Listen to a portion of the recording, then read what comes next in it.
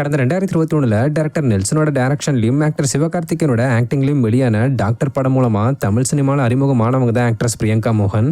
அதுக்கப்புறம் எதற்கும் துணிந்தான், Don, TikTok மற்றும் கேப்டன் மில்லர் போன்ற படங்கள்ல நடிச்சு தமிழ் ஆடியன்ஸ் மத்தியில பிரபலமானாங்க. அதை தொடர்ந்து இப்ப தெலுங்கு படங்களையும் நடிச்சுக்கிட்டு வராங்க. ஸோ இப்படி தமிழ் தெலுங்கு சினிமா இண்டஸ்ட்ரியில ஒரு முன்னணி நடிகையா வளம் வந்துகிட்டு இருக்கிற ஆக்ட்ரஸ் பிரியங்கா மோகன் சமீபத்தில் ஆந்திர துணை முதல்வரும் நடிகருமான பவன் கல்யாண் அவர்கள் நடிச்ச தே கால் ஹிம் மோஜ்ன்ற தெலுங்கு படத்துல நடிச்சிருந்தாங்க.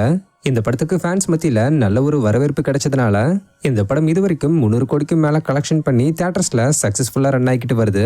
இப்படி இருக்கிற நிலையில கடந்த சில நாட்களாவே ஆக்ட்ரஸ் பிரியங்கா மோகனோட சில கிளாமரஸான போட்டோஸ் சோஷியல் மீடியா முழுக்க வைரல் ஆகி சர்ச்சை ஏற்படுத்தியிருந்தது. ஆக்சுவலா ஓஜி படத்துல சின்னதா கிளாமர் சீன் ஒன்று இவங்களுடைய வந்திருந்தது.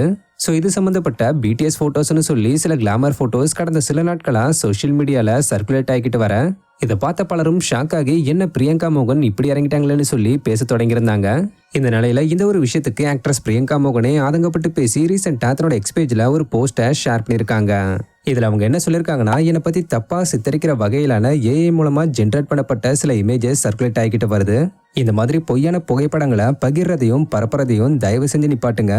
ஏஐன்றது ஒரு சில நெறிமுறைகளுக்கு உட்படுத்தப்பட்டு பயன்படுத்த வேண்டிய ஒரு கிரியேட்டிவிட்டி. இந்த மாதிரி தப்பான தகவல்களை பரப்புறதுக்கு இல்ல.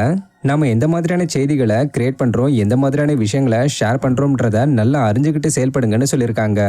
இது மூலமா ஆக்ட்ரஸ் பிரியங்கா மோகன் தன்னோட கிளாமரஸ் இமேஜஸ் சொல்லி பரப்பப்பட்டது எல்லாமே ஏஐ மூலமா ஜென்ரேட் பண்ணப்பட்டதுன்னு சொல்லி விளக்கம் கொடுத்திருக்காங்க. இவங்களுடைய இந்த போஸ்டுக்கு அவங்களுடைய ஃபேன்ஸ் பலரும் ஆதரவு தெரிவிச்சுக்கிட்டு வராங்க. அதே நேரத்தில் ஏன் ஆக்ட்ரஸ் மட்டும் தொடர்ந்து ஏஐயால டார்கெட் பண்ணப்படுறாங்கன்ற கேள்விகளும் ரசிகர்கள் மத்தியில எழுந்திருக்கு. ஸோ இதை பத்தி நீங்க என்ன நினைக்கிறீங்கன்ற உங்களுடைய கருத்துக்களை கமெண்ட்ல சொல்லுங்க. இது மாதிரியான அப்டேட்ஸ்க்கு மறக்காம நம்மளுடைய சேனலை சப்ஸ்கிரைப் பண்ணிக்கோங்க. தேங்க்யூ.